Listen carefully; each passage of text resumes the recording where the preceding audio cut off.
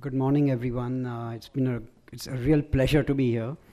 I see so many young faces. I remember myself when I was at your age, dreams, aspirations when I was a student, and then entered professional life, and it brings back memories. So thank you for giving me the opportunity of reliving my youth. As many speakers before myself have already pointed out, entrepreneurship, it's a big word.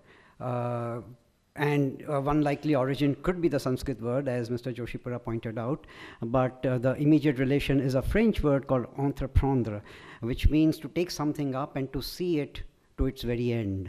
Okay, that's the current meaning of entrepreneurship. Or a more recent meaning, I would like to say. As Mr. Chima pointed out, success and the seed of the success and to succeed. But the word succeed itself in a phonetic way has the word seed in it. So there has to be, without success, in success there is always seed chipa hua hai, succeed. So that just struck me when I was listening to Mr. Chima's presentation. If we examine ecosystems around the world today, we notice a few similarities. So a few years ago, a few of us wanted to kind of we wanted to be ambitious and wanted to figure out how we could seed that ecosystem here in our neck of the woods in Gujarat, in and around Ahmedabad. And so we started examining successful ecosystems, startup ecosystems across the world. And this is going to be a part of my interaction with you guys today. Trace tips and learnings of an ecosystem and of being an entrepreneur. Yes, please. So first we thought, yes, we live in an urban ecosystem, and how do we differentiate that? Whether a startup ecosystem reflects its urban surroundings, or it reflects our more primeval nature from where we all began. That's a forest, or is it a combination of the two? Is it an urban forest?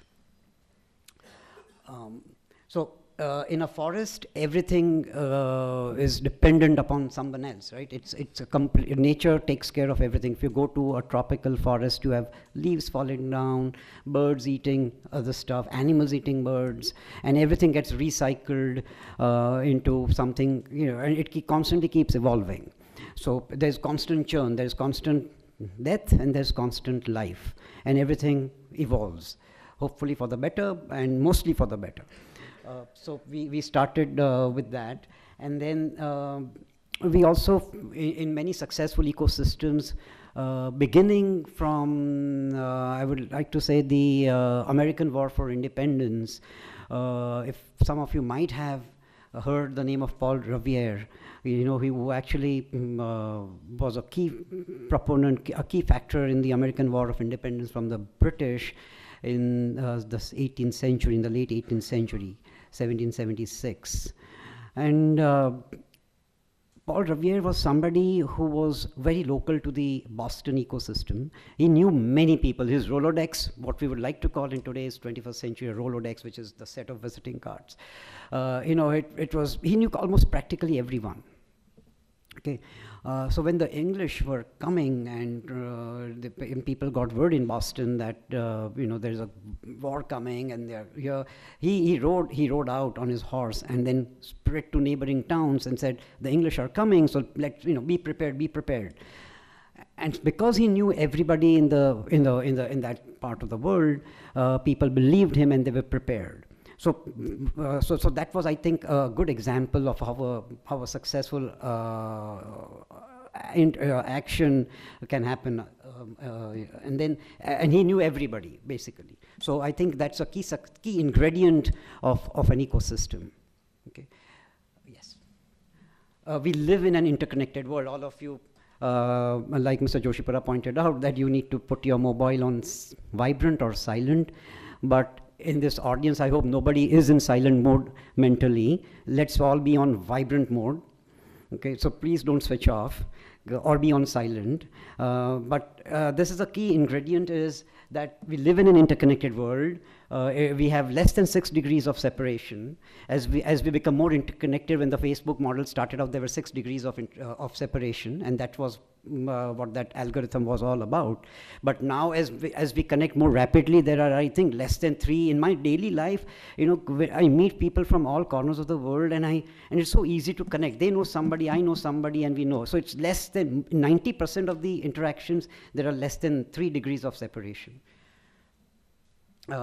Global flows,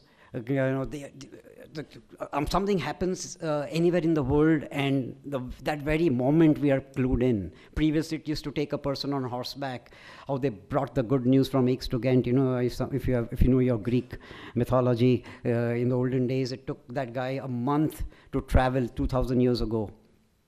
Okay, now it's instantaneous. The speed of light, or the speed of optics if you are using an optical fiber network, or the speed of electrons, nonetheless. And a successful ecosystem is also creating lots of webs, like in a forest.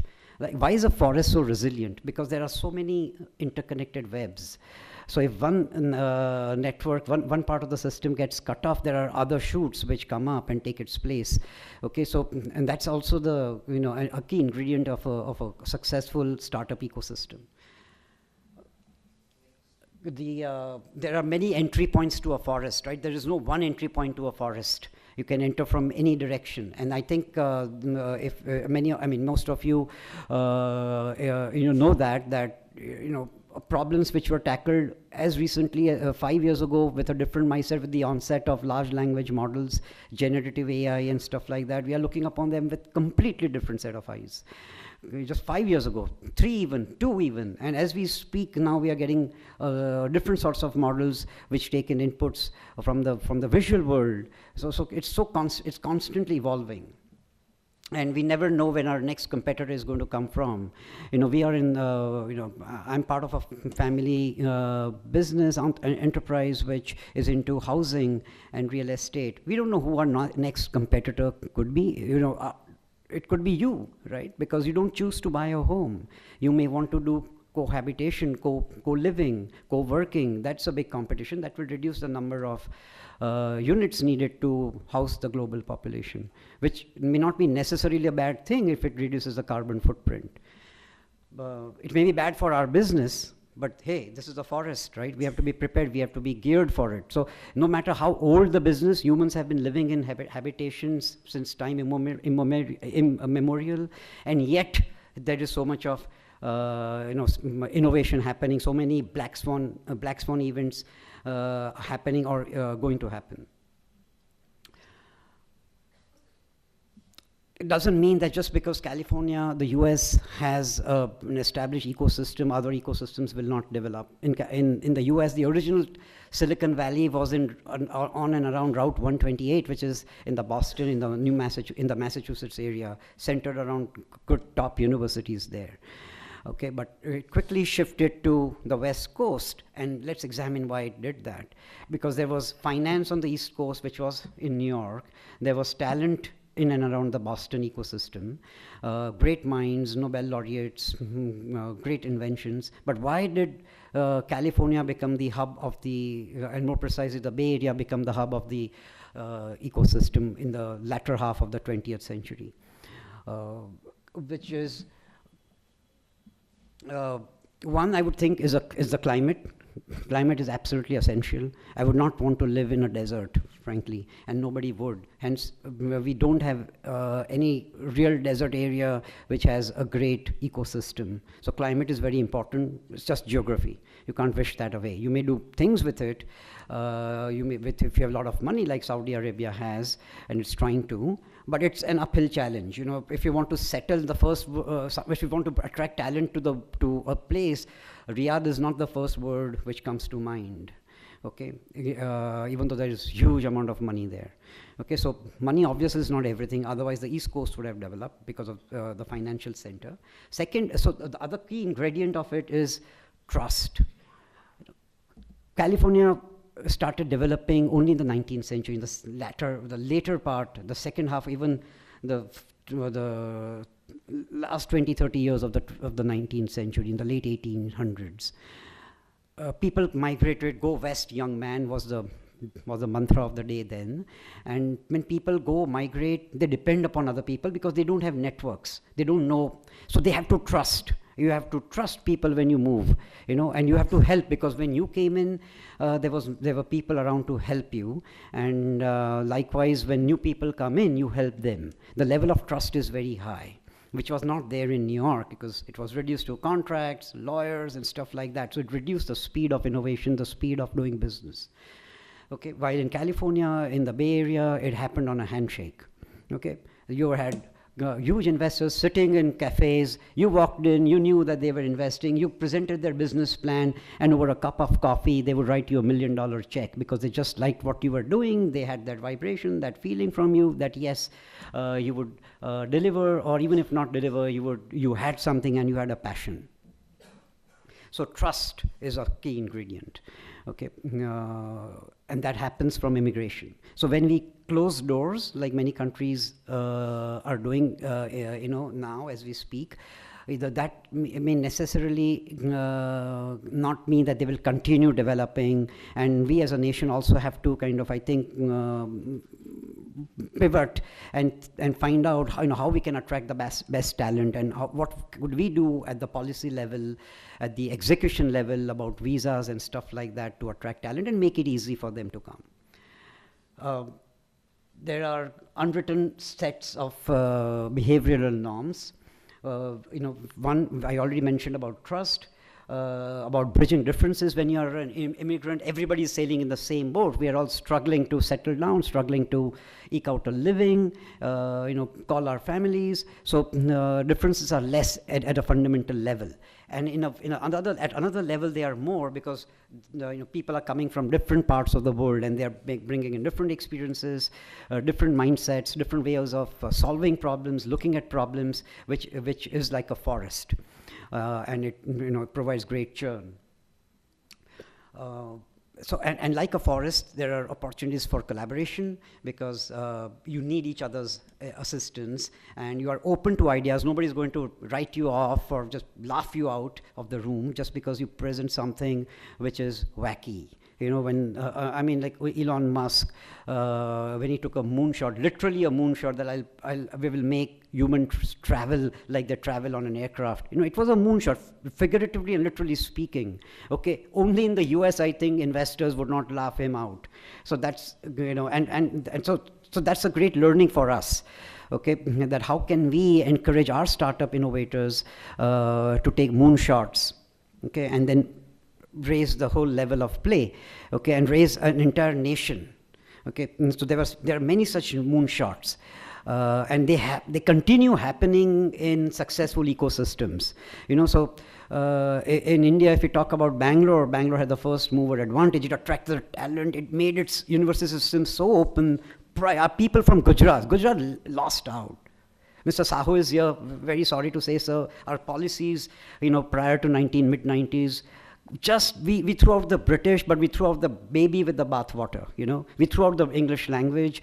We closed our universities. We thought that the state could do everything. We did not allow private universities to flourish, because even universities, as Mr. Chima pointed out, it's a startup world, right? When you launch a university, you have to think like a startup. So if you don't attract talent, if you don't attract private sector enterprise, and universities are a private sector enterprise, are a startup, then we lose out talent. And now that entire ecosystem has developed in Bangalore, and it's an uphill task for us in Gujarat to kind of attract that talent back. Gujarat talent went out and settled and never came back, because once the talent is there, the jobs are there, companies set up, and if Infosys has to hire 20,000 people in 3 months, that's only one place in the country which it can do so, and that's in Bangalore, perhaps in Hyderabad, okay? So the first derivative I would like to, and I think a lot of you might be from the engineering and science fields. So let's talk in derivative terms. The first derivative, which is, as many of you would know, dy by dx, is the first level of differentiation. In the olden days, when we were an agrarian society, it was an assembly line. It was you plant one tree at a time, and that's, I would like to call it a first derivative. Okay, it takes you somewhat some distance, but doesn't take you very far. How do you do a second derivative? How do you differentiate yourself further? D square y by dx square. How do you do that? So then you have advisors, you have innovators, and that's a many to one. Okay, many to one. Okay, so that's, I would like to call that a second derivative, which is a supply chain. Many suppliers are supplying to one company. There is a nature park, a park which is a many to one, and then finally we come to the third derivation, d cube y by dx cube, and that is a systems way of thinking, a systemic way of thinking. Like the pandemic was a systemic pandemic, right? It had many to many. I mean, that's a classic case. If it was a negative thing, but it is a third level of derivative. It's so if you take, so the examples from biology, which is the pandemic, which is a virus, is a third level of derivative, and hence so difficult to eradicate. And hence, an ecosystem which follows the third degree of derivative, a third derivative, is so difficult to eradicate because it's a systems approach. It's a systemic approach. Okay, for entrepreneurs. There are bylaws. Just break bylaws. Just break bylaws. I wish the municipal corporation would allow us to break bylaw, but then there would be utter chaos. But so that frontier spirit which California had, that Western frontier spirit, that Bangalore had in the mid-90s, that frontier spirit. Y2K was a godsend. You need that black swan event. There were people there were private colleges. People needed to just write dumb code, just change from 4 letters to 5 letters. Just 1999 to 2000. It was nothing. It was stupid donkey's work. They lucked out. They're the hundreds of thousands of people there at the right time, at the right place, with a good climate. And it was dumb code. Infosys, Wipro, you name it, they just minted money. And now with that base, they are at the cutting edge, right? So, so frontier spirit, open doors and listen. It's a water fountain thing. Everybody gathers at a water fountain in an office. In universities, have water fountains. When you're designing your campus, have innumerable water fountains, wide corridors where people can brush, rub shoulders and just get down for an informal chat, give them places to sit. Strangers from across different levels, across different semesters can just interact. So have that frontier spirit, be like a forest even in a university. Diversity trumps raw ability. Everybody, we already mentioned that in a forest, everything is very diverse. In a frontier, in an immigrant setup, it's all diversity. So that trumps ability anytime, especially when that ability is used in group solving. California, Israel is a successful startup nation. Israel. Why is Israel so successful, even though it doesn't have the best of climate, which was, I mentioned earlier, one key ingredient. So I retract myself for this. It's a black swan, because Jews were persecuted across the world. They all wanted to settle in Israel, and they attracted the best. And that's how US also became very successful, thanks to Hitler. You had Einstein and Heisenberg, then all moving to the US. And what did they develop? The nuclear bomb, the Manhattan Project. It had all immigrants working, all Jews, many of them from all across the world, from persecuted nations. So trust, first trust, and then be trusted. Don't break the trust. Many startup founders think, paisa le lete aur fir kya hoga? They don't give their best. Their mindset is not to deliver, not to do something. It can be an honest failure. At my office, I keep saying, your mistakes, if they're honest, they'll be rewarded. Okay, let that be an honest mistake. What is a dishonest mistake? It's just not about financial impropriety. Okay, that's very easy. Okay, that is, of course, you don't even have a seat at the table if you are financially not having enough propriety. Okay, but intellectual dishonesty is a major dishonesty. Okay, because you don't make that effort to think. Okay, just sit down, think, accept ideas, involve other people, but think things through.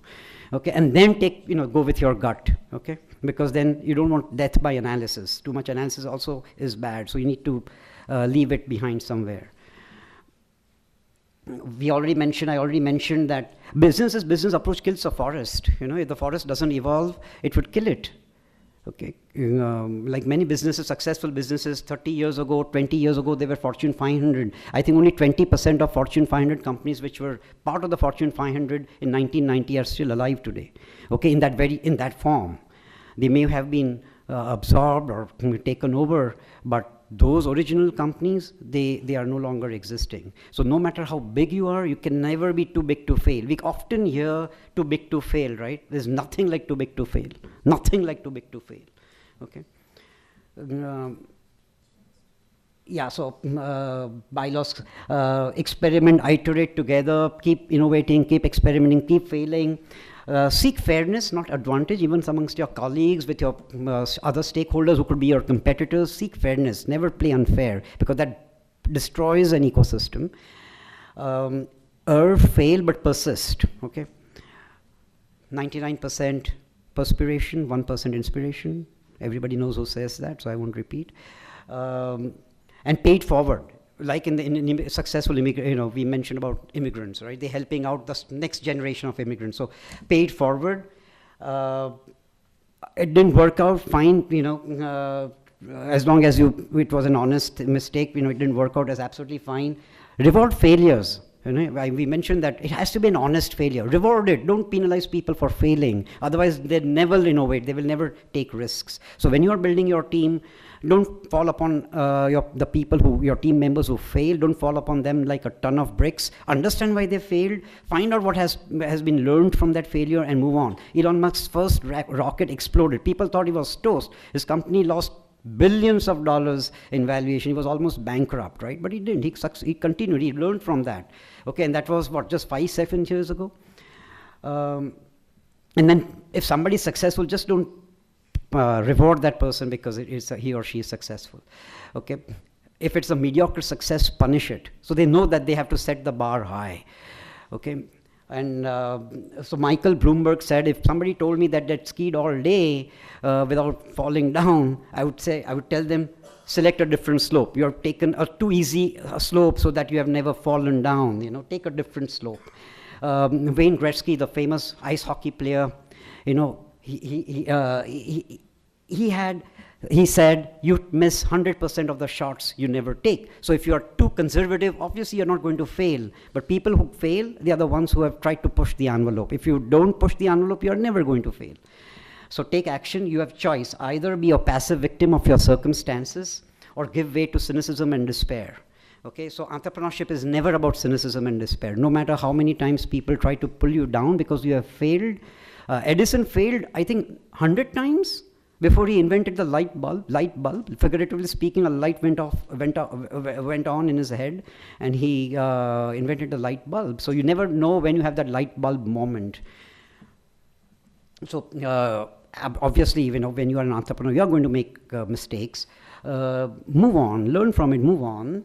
You'll be judged not by your gallop, but by your stumble.